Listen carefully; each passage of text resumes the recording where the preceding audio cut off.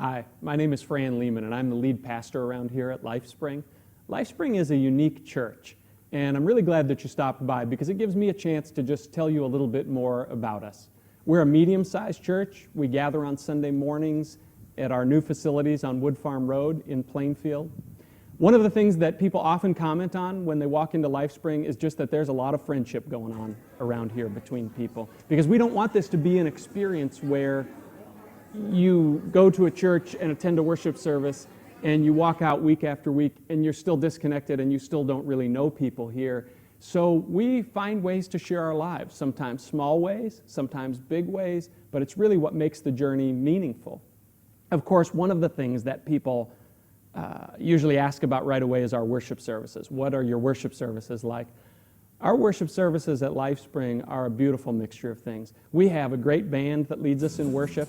Some of the music that they do makes you want to clap your hands and stomp your feet and celebrate, and some of it is soft and tender and really just helps us to connect with God's presence and slow down and connect with our own hearts and really center ourselves again, which is something that we so often need in our lives. I suppose a lot of people would describe our worship as contemporary, but we're not afraid of things that have a more sacred feel to them. Like when you walk into LifeSpring, you're going to see altar tables with crosses and candles on them, and we do communion each week, and when we go into communion, it has a little bit more of a liturgical feel to it.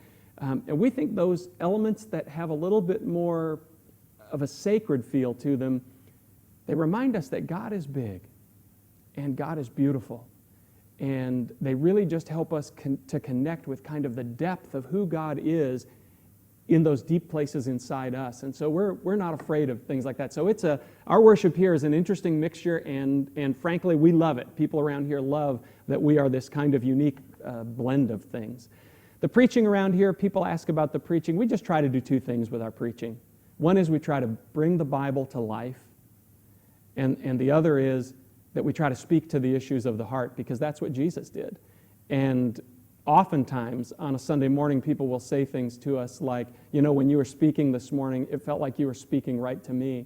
And we think that's the way that it ought to be. We think that God should take the talks that we give at LifeSpring, and He should speak to each of our hearts with those, from the Scripture and from the things that are shared. And when we talk, those of us who speak, we always try to be ourselves, because we never want to fake it around here. We think that when you come in here on Sunday morning, what you hear should be the real thing. It should come through someone from who they really are and out of their own life experiences and where they are on the journey. We just really want everything at LifeSpring to be the real thing. So whether it's the people that you meet around here or the talks that we give, pretty much around LifeSpring, what you see is what you get. I think what makes LifeSpring unique is how we think about the Christian journey. What we think the Christian journey is even about. It's not about religion. It's not about rules and rituals that we need to keep. It's not even about just knowing the Bible. It's about finding that place where your heart encounters the living God and you begin to let Him work inside you. Because when that happens, then you begin to find out who you really are and who you're really meant to be, and you begin to discover what it means for you to really live. That's what Jesus said. Jesus said, I came that they might have life and have it more abundantly.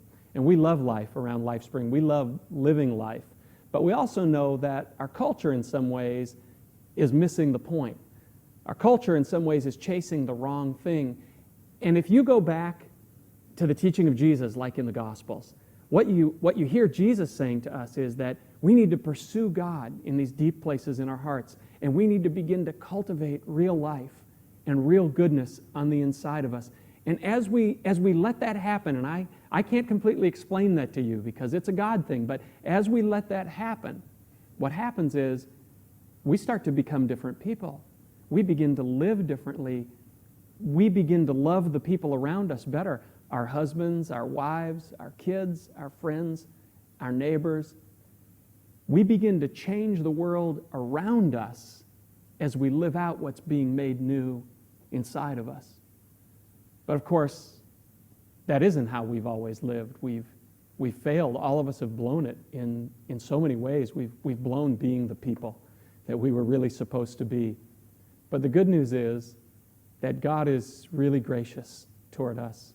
And his graciousness toward us is seen most beautifully and most poignantly at the cross, where he came down here and he laid his life down so that we could find ours again.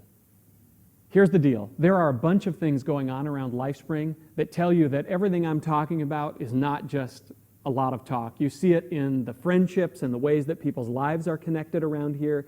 You see it in the way that people around here are finding healing for the wounds in their lives, the ways that life has messed them up, so that they can get better and they can work through those things and they can get on with the business of really living.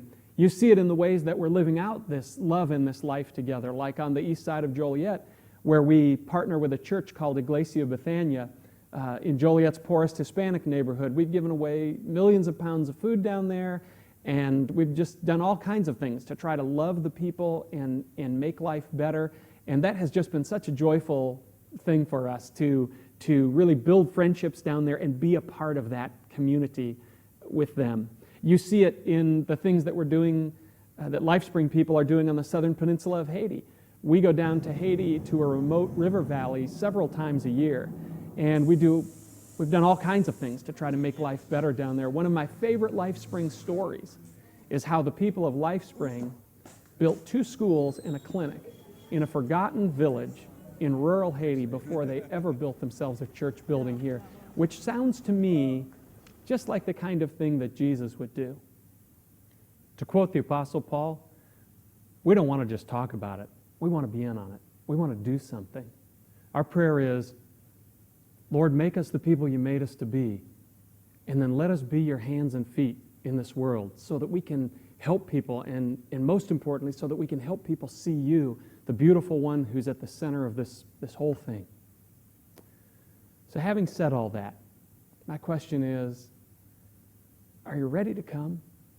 Are you ready to take your life and your journey seriously, to come find some people to share that journey with, to bring your kids to a place, to a church that's going to help them know who they really are and shape how they think about life, what they think life is even about?